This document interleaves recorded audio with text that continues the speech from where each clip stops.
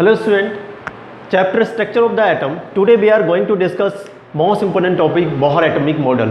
Rutherford की कमियां थी, पहली कमी थी स्टेबिलिटी ऑफ एटम को एक्सप्लेन नहीं कर पाया था, दूसरी कमी थी कि वो हाइड्रोजन स्पेक्ट्रम को एक्सप्लेन नहीं कर पाया था। तो हम इन दोनों कमियों को यानी बोहर एटॉमिक मॉडल में हमने स्टेबिलिटी ऑफ एटम को भी समझना है और हमने समझना है हाइड्रोजन के स्पेक्ट्रम को। हमने देखना है most important postulate of the Bohr atomic model. First postulate है the atom has a nucleus. Atom क्या करता है, सेंटर में होता है, न्यूक्लियस को रखता है, is present at the centre of the atom and nucleus है प्रोटॉन एंड न्यूट्रॉन। न्यूक्लियस क्या रखता है, प्रोटॉन और न्यूट्रॉन को रखता है। ठीक है, next point, electron revolve in fixed circular orbit with fixed energy and fixed velocity. यानी यहाँ पर जो ऑर्बिट है वो फिक्स्ड है। हमने यहाँ पे n equals to first orbit, second orbit, third और फोर्थ। इलेक्ट्रॉन इन ही सर्कुलर ऑर्बिट में रिवॉल्व कर रहा है। इलेक्ट्रॉन यहाँ पर रिवॉल्व नहीं करेगा, ये बीच में रिवॉल्व नहीं करने वाला है। यानी बोहर जो था उसने ये नहीं बताया कि इलेक्ट्रॉन का कहीं भी वो रिवॉल्व कर सकता है। यहाँ पे उसने क्लासीफाई कर दिया, उसने ये बताया कि इलेक्ट्रॉन उन फिक्स्ड सर्कुलर ऑर्बिट में ही रोटेट करता है।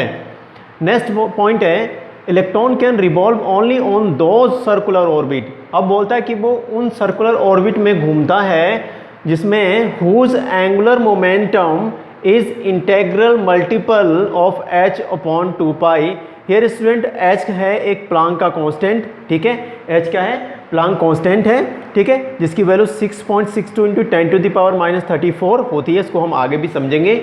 तो इसके अकॉर्डिंग क्या है, बोहर्स बोलता है कि इलेक्ट्रॉन जो रोटेट कर रहा है फिक्स्ड सर्कुलर ऑर्बिट में रोटेट कर रहा है और जिनका एंगुलर मोमेंटम यानी जो ये आपको दिखाई दे रहे हैं, इसका अगर हम बात करते हैं कि इसका एंगुलर मोमेंटम क्या है, h अपॉन 2π है ना, पहले वाले के लिए। दूसरे के लिए 2h अपॉन 2π होगा, तीसरे के लिए 3h अपॉन 2π होगा।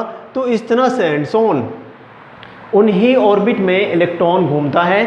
ऐसा नहीं है कि यहाँ पे जो है कि बीच में रोटेट करता हुआ इलेक्ट्रॉन दिखाई दे, या फिर यहाँ पे 1/5 h अपॉन 2π में ऐसी ऑर्बिट में हाफ ऑर्बिट में घूमे। हाफ ऑर्बिट कभी नहीं होती है। जैसे आप क्लास बोलते हैं ना, तो क्लास जो होती है क्लास फर्स्ट, क्लास हाफ नहीं होती है बिल्कुल भी, है ना।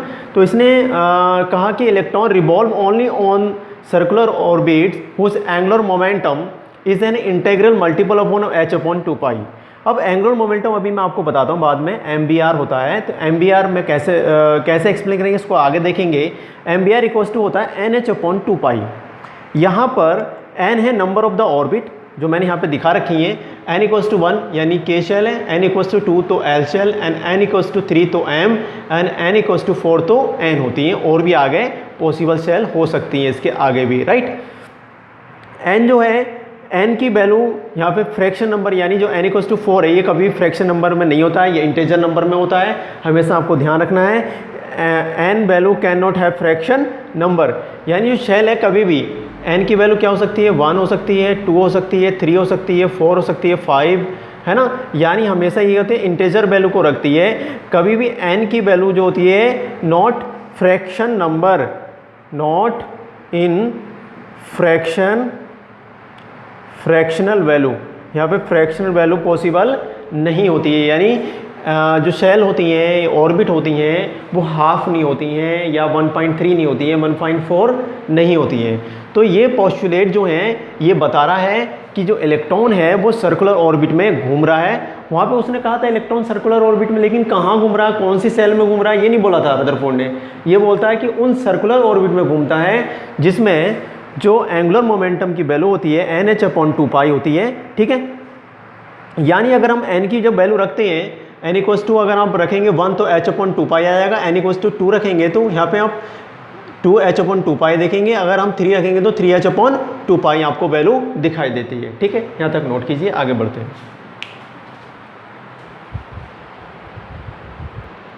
नाउ स्टूडेंट, अब आपको समझना what is the angular momentum. आपको पता है कि एंगुलर मोमेंटम जो होता है वो NH अपॉन 2π के इंटेग्रल होता है, मल्टीपल होता है। अगर देखो n की वैल्यू आपने 1 रखी तो आपको यहाँ पे एंगुलर मोमेंटम क्या मिल जाएगा, NH अपॉन 2π मिल जाएगा। अगर आपने n की वैल्यू 2 रखी स्टूडेंट तो आपको एंगुलर मोमेंटम क्या मिल जाएगा, 2h अपॉन 2π मिल जाएगा, है ना। अगर आपने n की वैल्यू कितनी रखी 3, तो आपको स्टूडेंट मिलेगा 3h/2π। तो इस तरह से एंगुलर मोमेंटम आप बता सकते हैं, ठीक है। एंगुलर मोमेंटम की वैल्यू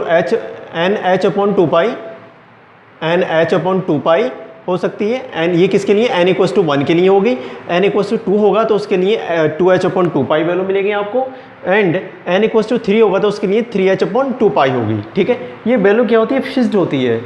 अब समझो यहाँ पे what is the angular momentum, ठीक है। आप फिजिक्स में इसको पढ़ते हैं, लेकिन यहाँ पे थोड़ा सा मैं समझा देता हूँ आपको।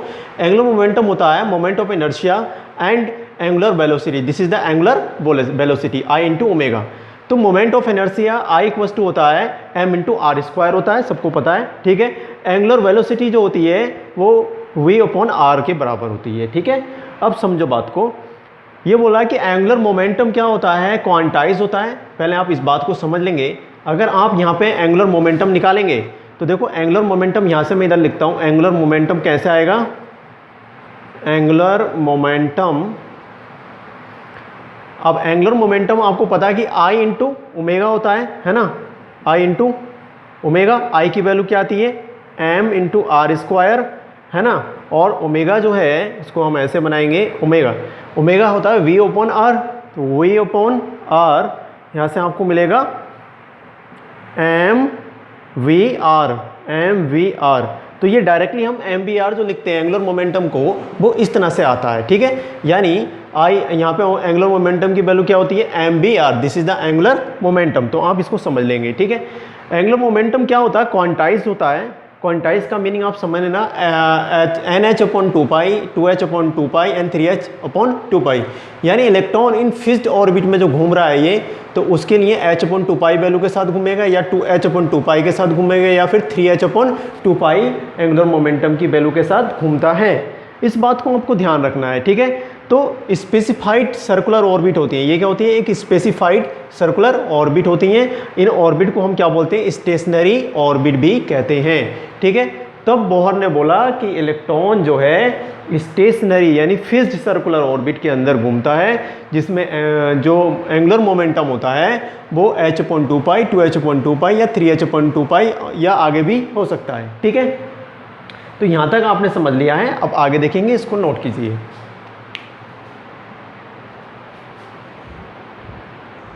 नाउ स्टूडेंट हमने देखेंगे radii of the various orbits. इसकी हेल्प से हम जो ऑर्बिट है उसकी रेडियाई कैसे निकालेंगे। यानी जो ऑर्बिट है जिसमें इलेक्ट्रॉन फिक्स्ड ऑर्बिट में रोटेट कर रहा है, उसकी हमने रेडियाई का पता लगाना है कि कितनी दूरी पर है वो न्यूक्लियस से, है ना। उसने ऐसा कुछ नहीं बोला था, उसने कोई फिक्स डिस्टेंस भी नहीं बोली थी, लेकिन इसकी हेल्प से यानी बोहर एटॉमिक मॉडल बताएगा हमको radii of the various orbit, ठीक है।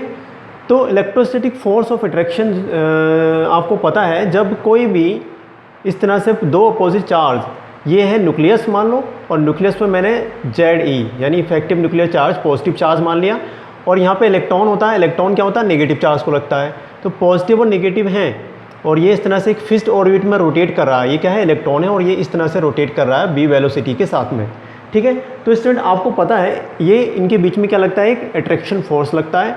जब कोई भी बॉडी इस तरह से रोटेट करेगी, ध्यान रखना, ये है न्यूक्लियस और ये है मान लो इलेक्ट्रॉन, और ये ऐसे रोटेट कर रहा है, तो सेंटर की तरफ है ना अट्रैक्शन फोर्स लग रहा है। और यहाँ पे कौन सा लग रहा है, सेंट्रीफ्यूगल। यहाँ पे कौन सा फोर्स लगता है, सेंट्रीफ्यूगल फोर्स। और इधर की साइड में कौन सा लगता है, सेंट्रीपिटल। यहाँ पे लगता है सेंट्रीपिटल फोर्स, ठीक है। तो इस तरह से ये दो फोर्स लगते हैं। सेंट्रीफ्यूगल मतलब एक अट्रैक्शन फोर्स है, जिस तरह से प्लेनेट के बीच में रखता है ना। तो समझना इस ध्यान से, जैसे कि सन के चारों तरफ अर्थ रोटेट करती है, तो वहाँ पर भी ये ऐसे ही होता है।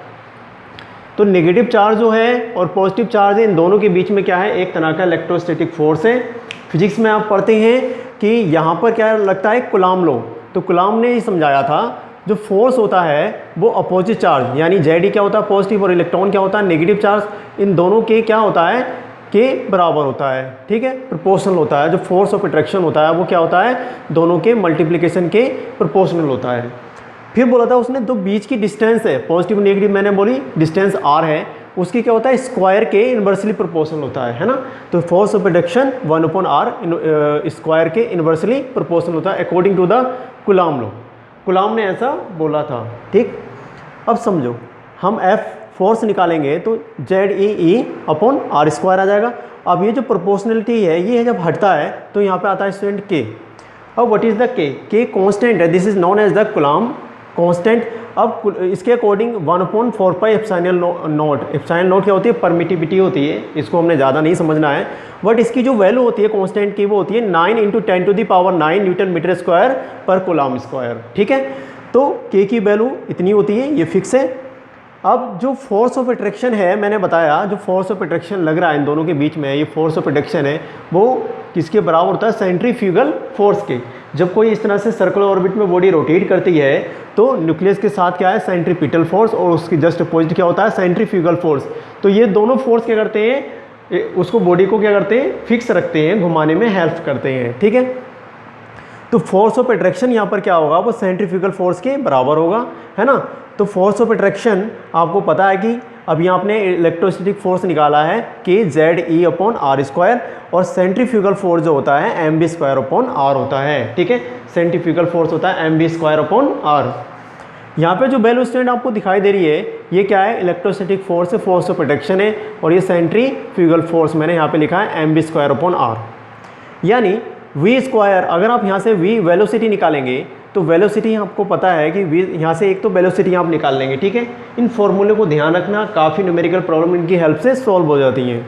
तो v² इक्वल्स टू होगा KZE आर, है ना, आर से आर कैंसिल, ये इधर आएगा। ठीक, एम आर, तो आपको मिलेगी value v² equals to KZE² upon m r, right. According to momentum, postulate में पढ़ा था, जो मोमेंटम होता है MVR वो NH/2π का एक इंटेग्रल मल्टीपल होता है। तो यहाँ से अगर हम इस वेलोसिटी को निकालेंगे तो वेलोसिटी इक्वल्स टू हो जाएगा NH/2π mr, राइट। अब आगे बढ़ते हैं, तो आपको पता है स्टूडेंट कि इस वैल्यू को, this value put in equation number first. Suppose मैंने इस इक्वेशन को v² KZE² अपॉन mr को मैंने बोला इक्वेशन नंबर फर्स्ट। अब इस वैल्यू को मैंने पुट किया किस में, फर्स्ट इक्वेशन में। तो देखो यहाँ पे जो ये v है, इस वैल्यू को उठा के आपने यहाँ पे पुट करना है। ठीक है, ये जो वैल्यू आपको दिखाई दे रही है स्टूडेंट, इसको यहाँ पे पुट करना है। तो आपको देखो स्क्वायर है, तो मैंने क्या करा, n² h² 2π 2 to the 4 π² m² और r²। ठीक है, इस वैल्यू को मैंने यहाँ पे पुट किया और यहाँ पे मैंने KZE एंड mr लिख दिया। ठीक है, अब देखो ये इससे कैंसिल, स्क्वायर स्क्वायर खत्म, तो आपको मिलेगा n² h² 4π² mr, क्लियर होती है, equals to KZE², equals to KZE², clear. अब आपको स्टूडेंट निकालना क्या है, आपको रेडियाई निकालना है, तो यहाँ से आप r निकालेंगे। ठीक है, आपको ये दिखाई दे रही है रेडियाई r, तो r यहाँ रहने देंगे, आपको मिलेगा देखो n इधर जाएगा NH² और यहाँ पर ये 4π² mKZE। h के बारे में स्टूडेंट आपको पता है कि h क्या होता है, प्लांक कांस्टेंट होता है, जिसकी वैल्यू 6.62 × 10⁻34 होती है, जो हमने अभी बताई थी। एंड पाई की वैल्यू आपको पता है, मास पता है आपको इलेक्ट्रॉन का, है ना। तो इस तरह से आप इसको कैलकुलेशन करेंगे तो वैल्यू पुट करके रेडियाई को आप निकाल पाएंगे। ठीक है, n क्या होता है, ऑर्बिट होता है, n की वैल्यू क्या हो सकती है, यहाँ पर 1 हो सकती है, 2 हो सकती है, 3 हो सकती है, 4, यानी इंटीजर वैल्यू होती है।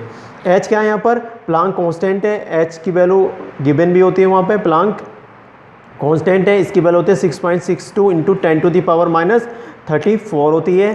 ठीक है, तो इस तरह से आप रेडियाई को निकालेंगे, यानी जितनी भी जो ऑर्बिट हम बना रहे थे, बहुत सारी जो सर्कुलर ऑर्बिट थी, उन ऑर्बिट में यानी ये K L M जो ऑर्बिट है, इनकी रेडियाई यहाँ से कितनी डिस्टेंस पर है न्यूक्लियस से जो ऑर्बिट है, फर्स्ट सेकेंड थर्ड फोर्थ आगे जहाँ पर कितनी भी ऑर्बिट है, तो उनकी रेडियाई का अगर आप पता लगाएंगे तो आप इस फॉर्मूले से आप बता सकते हैं। वो कहेगा कि फर्स्ट रेडियाई का K = 1, K = 2, तो हम आगे इसको देखेंगे। तो ये था बोहर का एटॉमिक मॉडल। तो बोहर का एटॉमिक मॉडल हाइड्रोजन के स्पेक्ट्रम में हाइड्रोजन की रेडियाई को भी बता देता है। ठीक है, हाइड्रोजन के स्पेक्ट्रम को भी बता देता है, आगे हम समझेंगे हाइड्रोजन स्पेक्ट्रम। दूसरी बात ये बता रहा है कि एटम जो है वो क्या है, स्टेबल है, अनस्टेबल नहीं है, एटम में जो फिक्स्ड ऑर्बिट है। ठीक है, तो बोहर का एटॉमिक मॉडल यहीं तक हम कंप्लीट करते हैं, बाकी की चीज़ें हम नेक्स्ट लेक्चर में डिस्कस करेंगे। थैंक यू, इसको नोट कर लीजिए।